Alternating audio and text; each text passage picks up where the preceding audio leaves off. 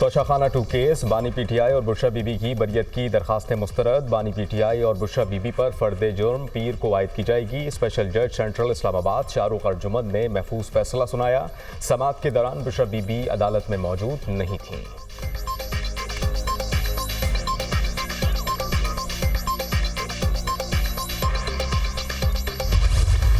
Supreme court के आईनी bench ने विफाक और सूबों से माहौलियाती आलूदगी पर इकदाम की रिपोर्ट तलब कर ली। सुप्रीम कोर्ट के 6 रुकनी आईनी बेंच ने समाअतों का आगाज कर दिया। माहौलियाती आलूदगी सिर्फ इस्लामाबाद नहीं पूरे मुल्क का मसला है। पंजाब और इस्लामाबाद में देखें क्या हालत हो गई है। सूबों को साथ मिलाकर चलेंगे तो ही कुछ नतीजा निकलेगा। माहौलियाती तब्दीली अथॉरिटी का चेयरमैन क्यों तैनात नहीं हो सका? चेयरमैन तैनात होगा तो ही अथॉरिटी फाल होगी। जस्टिस जमाल मंदुखैल का इस्तिफसार। मुल्क में हर जगह हाउसिंग सोसाइटीज़ बनाई जा रही हैं। जस्टिस मुसरत हिलाली के माहौलियाती आलूदगी से मुतल्लिक दरख्वास्त की समाअत में रिमार्क्स। जस्टिस मोहम्मद अली मजहर ने कहा, इस्लामाबाद की माहौलियाती एजेंसी की रिपोर्ट के मुताबिक तो सब अच्छा है। अदालत रिपोर्ट मांगती रहेगी तो ही इदारे काम करेंगे। पेट्रोल में होने वाली मिलावट से आलूदगी फैल रही है, उस पर भी तवज्जो दें। जस्टिस नईम अखवाद ने रिमार्क्स दिए कि लाहौर एक जानिब वाहगा बॉर्डर, दूसरी जानिब शेखुपुरा तक फैल गया है। ज़राई ज़मीनों पर सोसाइटीज़ बनाई जा रही हैं। आने वाली नस्लों के साथ हम क्या सलूक कर रहे हैं? फ्लैट कल्चर को फ़रोग दें। लाजमी नहीं 6-6 कनाल के बंगले बनाए जाएं। सिर्फ कागजी कार्रवाई से काम नहीं चलेगा, अमली इक़दाम करें। आइंदा समाअत पर तफसीली रिपोर्ट्स आ जाएं तो मुकदमा निपटा देंगे। अदालत ने एडिशनल अटॉर्नी जनरल की इस्तदाब पर समाअत 3 हफ्तों के लिए मुलतवी कर दी।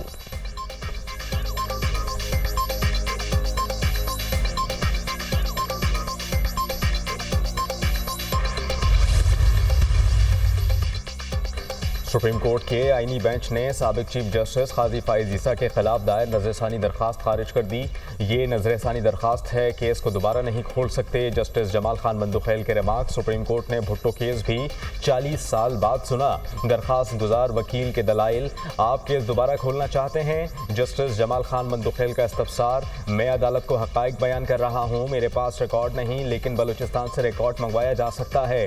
दरखास्त गुजार वकील का जवाब। जस्टिस मुसरत हिलाली ने कहा कि ये फॉरम सियासी तकारीर और ना बैकबाइटिंग का है, कानून से हट नहीं सकते। जस्टिस जमाल खान मंदुखैल ने रिमार्क्स दिए, ऐसी दरखास्त पर बेंच के सरबराह से दरखास्त करूंगा कि मामला पाकिस्तान बार काउंसिल को भेजें। आईनी बेंच ने आम इंतखाबात 2024 रीशेड्यूल करने की दरखास्त खारिज कर दी। अदालत ने PDM हुकूमत में कानून साजी को गैर आईनी करार देने से मुतालिक दरखास्त भी जुर्माने के साथ खारिज कर दी।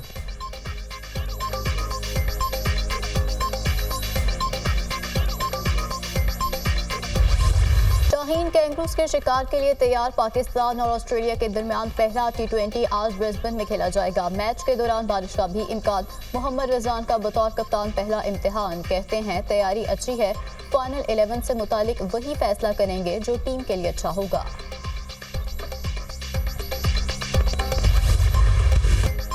लाहौर में स्मॉग ने तमाम रिकॉर्ड तोड़ दिए। आलूदा तरीन शहरों में पहले नंबर पर मजमूई एयर क्वालिटी इंडेक्स 1537 तक पहुंच गया। मुल्तान में air quality index 425 record. Gulberg में air quality index 2816। Bedian road पर air quality index 2726 record. Smog से परेशान शहरियों के लिए बारिश की नवीद। लाहौर, इस्लामाबाद, रावलपिंडी और पेशावर में आज बारिश का इम्कान। कल से भक्कर, लिया और डीजी खान में भी गरज चमक के साथ बादल बरसने की तवक्को। बारिश के बाइस फजाई आलूदगी में कमी हो सकती है, महकमा मौसमियात की पेशगोई। स्मॉग से निपटने के लिए लाहौर में mobile air quality monitoring station install. Green lockdown लगाने से स्मॉग की शरह में क्या तब्दीली आई, मॉनिटर किया जाएगा। Mobile air quality monitor station Lahore के 5 इलाकों में लगाए गए हैं।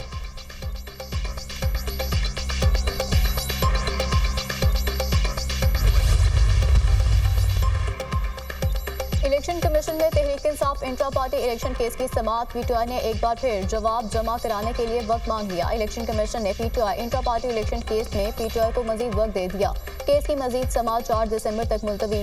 दरखास्त गुजार अकबर एस बाबर ने कहा, PTI को फंडिंग गैर मुल्की कंपनीज की जानिब से हुई। ये सुनामी मुल्क के लिए तबाहकुन साबित हुआ। 24 नवंबर को इंतशार की कॉल दी गई, ये भी मिस कॉल साबित होगी।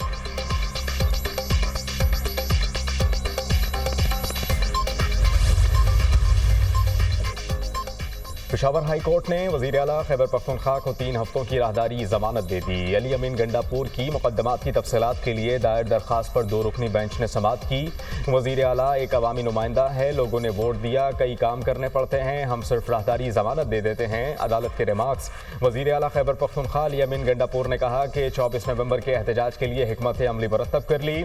हमारी तैयारी हर वक्त मुकम्मल है। पुरअमन एहतजाज का आइन हमें हक देता है।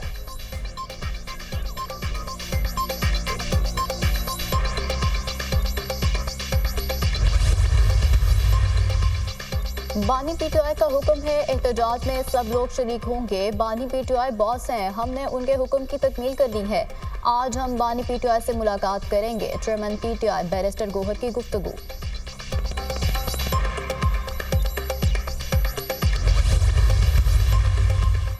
कानून नाफिज करने वाले इदारे पीटीआई की एहतजाज की कॉल को हल्का नहीं लेंगे। ये कह रहे हैं कि आएंगे तो वापस नहीं जाएंगे। 9 मई के पस मंजर को सामने रखकर इस एहतजाज की कॉल को देखेंगे। एहतजाज के खिलाफ जो हुकूमती इक़दाम होंगे इनमें काफ़ी सख्ती होगी। पीटीआई डायलॉग करने को तैयार नहीं। अब इस बात का ख्याल रखा जाए कि एक सूबाई हुकूमत वफाकी हुकूमत से टकराव के लिए ना आ सके। राना सनाउल्लाह की गुफ्तगू।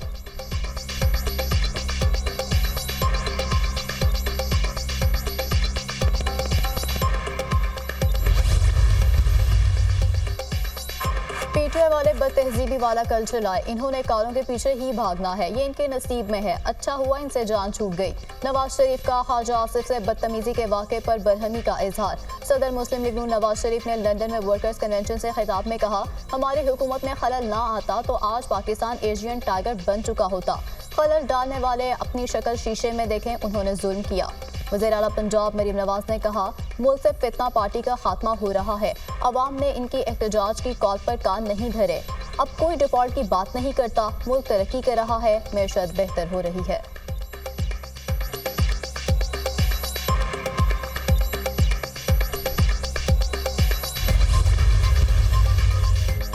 हुकूमत का वज़ीर दिफा ख्वाजा आसिफ से लंदन में बदतमीजी के वाक़े का सख्त notice. Pakistani high commission London के आला हुकाम की लंदन में ख्वाजा आसिफ से मुलाकात। वज़ीर दिफा ने तमाम वाक़े से आगाह किया। ख्वाजा आसिफ ने कहा कि धमकी देने वाले शख्स को नहीं जानता, मगर वहाँ पर कैमरे लगे थे, शिनाख्त हो जाएगी। वज़ीर दिफा ख्वाजा आसिफ लंदन पुलिस को वाक़े के बारे में आज बाकायदा रिपोर्ट दर्ज कराएंगे।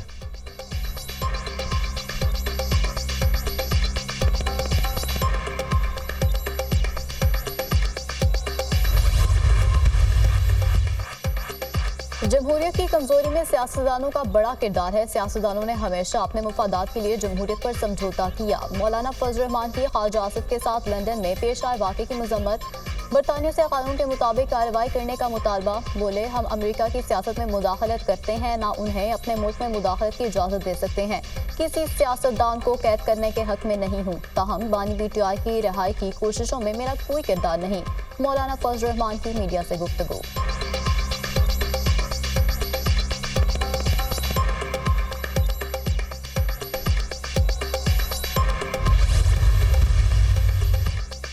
इस्लामाबाद हाई कोर्ट में बानी पीटीआई के खिलाफ दर्ज मुकदमात की तफसीलात फराहमी की दरख्वास्त पर समाअत। इस्लामाबाद पुलिस ने बानी पीटीआई के खिलाफ दर्ज मुकदमात की रिपोर्ट जमा कराने के लिए वक्त मांग लिया।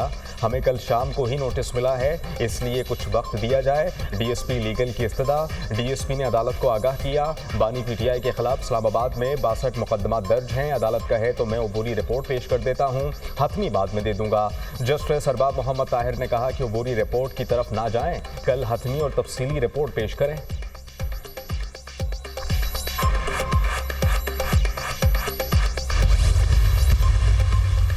सदर आसिफ अली जरदारी से मुतालिक इल्जामात पर शेख रशीद के खिलाफ केस। अदालत ने दलाल मुकम्मल होने पर फैसला महफूज कर लिया।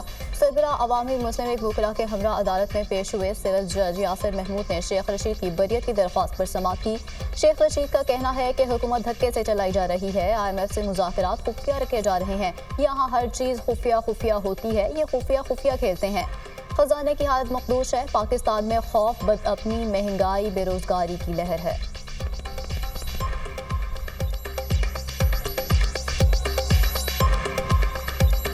IMF आई हुई है। IMF से मुज़ाकरात खुफिया रखे जा रहे हैं। यहाँ हर चीज़ खुफिया होती है। ये खुफिया खेलते हैं। ख़जाने की हालत नहायत मखदूश है जो इनके वज़ीरों और नवाज शरीफ साहब के साथ हो रहा है। ये बगैर सिक्योरिटी के फिर के दिखाएं। पाकिस्तान की ज़मीन इनके लिए तंग हो गई है। हुकूमत नाकाम है, होगी और होकर रहेगी। कराची समेत सिंध के 18 अजला में ज़िमनी बल्दियाती इलेक्शन वोटिंग का अमल जारी। 167 पोलिंग स्टेशंस में से 136 इंतहाई हसास करार। सिक्योरिटी के सख्त इंतजाम, पुलिस की भारी नफरी तैनात।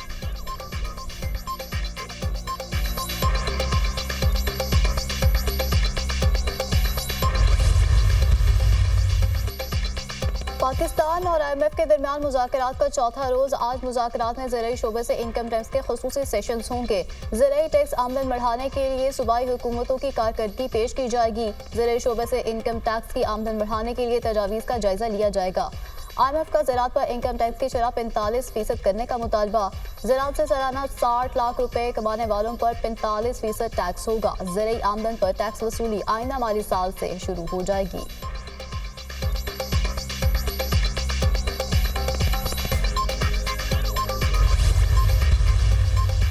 4 सद्दा के इलाके अखुन ढेरी में पुलिस वैन के करीब खुदकुश धमाके से पुलिस एहलकार महफूज रहे।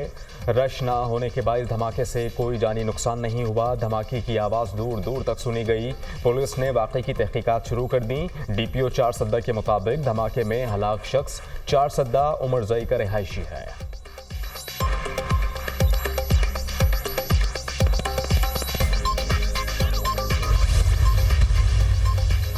सिक्योरिटी फोर्सेस के बलूचिस्तान और KP में ऑपरेशन 12 दहशतगर्द जहन्नुम वासिल मेरान शाह में कार्रवाई के दौरान 8 फारिज हलाक 6 जख्मी हो गए। सिक्योरिटी फोर्सेस का कश्त में दहशतगर्दों की मौजूदगी की तला पर ऑपरेशन फायरिंग के तबादले में 4 दहशतगर्द मारे गए। दहशतगर्दों का सरगना सना और बारू भी शामिल। सना बारू मजीद ब्रिगेड के लिए दहशतगर्दों खुदकुश बमबारों की भर्ती का एजेंट था। दहशतगर्द कानून नाफिज करने वाले इदारों को इंतहाई मतलूब था। ISPR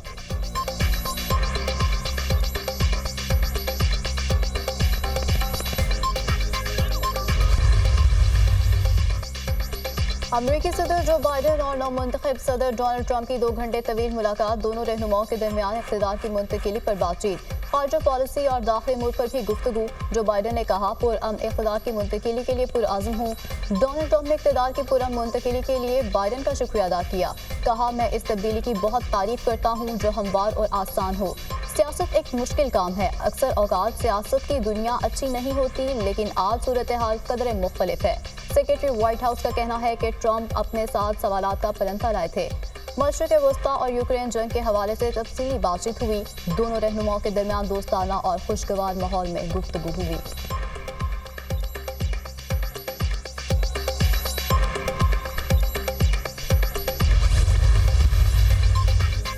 दुनिया का अमीर तरीन शख्स TV एंकर। ट्रंप काबीना में बड़े बड़े नाम शामिल। डोनाल्ड ट्रंप ने अमरीकी अरबपति एलॉन मस्क को भी काबीना में शामिल कर लिया। एलॉन मस्क और उनके करीबी साथी हुकूमती कारकर्दगी को बेहतर बनाने वाले नए महकमे की क़यादत करेंगे। साबिक फौजी और फॉक्स न्यूज़ के मेज़बान पैट हेग्सेट वज़ीर दिफा नामजद। फ्लोरिडा के सेनेटर मार्को रूबियो वज़ीर ख़ारजा के अहम ओहदे के लिए नामजद। कांग्रेस के रुकन माइक वॉल्टर्स कौमी सलामती के मुशीर नामजद। जॉन रेडक्लिफ को अमरीकी खुफिया एजेंसी CIA का सरबराह नामजद कर दिया गया। जॉन रेडक्लिफ डोनाल्ड ट्रंप के पहले दौरे हुकूमत में इंटेलिजेंस डायरेक्टर के ओहदे पर फाइज थे। जनूबी डकोटा की गवर्नर क्रिस्टी नॉम को होमलैंड सिक्योरिटी की वजीर। इमिग्रेशन के सख्त गिर ओहदेदार टॉम होमन को सरहदी निगरान मुकर्रर किया जाएगा। ट्रंप ने मुसलमानों पर पाबंदी की इमिग्रेशन पॉलिसी बनाने वाले स्टीफन मिलर को अपना नायब चीफ ऑफ स्टाफ नामजद कर दिया। आर्कांसस के साबिक गवर्नर माइक हकाबी को इसराइल के लिए सफीर नामजद किया। माइक हकाबी इसराइल का कट्टर हिमायती और गाजा जंग बंदी के सख्त खिलाफ है।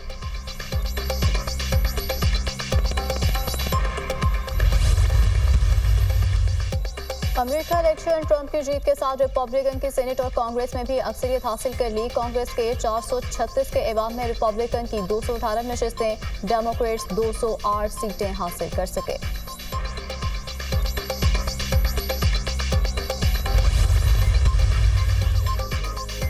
इसराइली फोर्सेस की वस्ती गाजा और अतराफ में गोलाबारी और ड्रोन हमले से होनी फौज ने इमदाद लेने वाले बेघर फलस्तीनियों पर भी बॉम्ब गिरा दिए।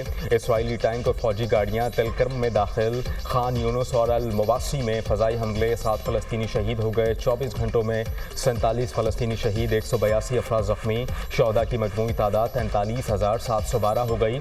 1,03,528 फलस्तीनी जख्मी हो चुके हैं।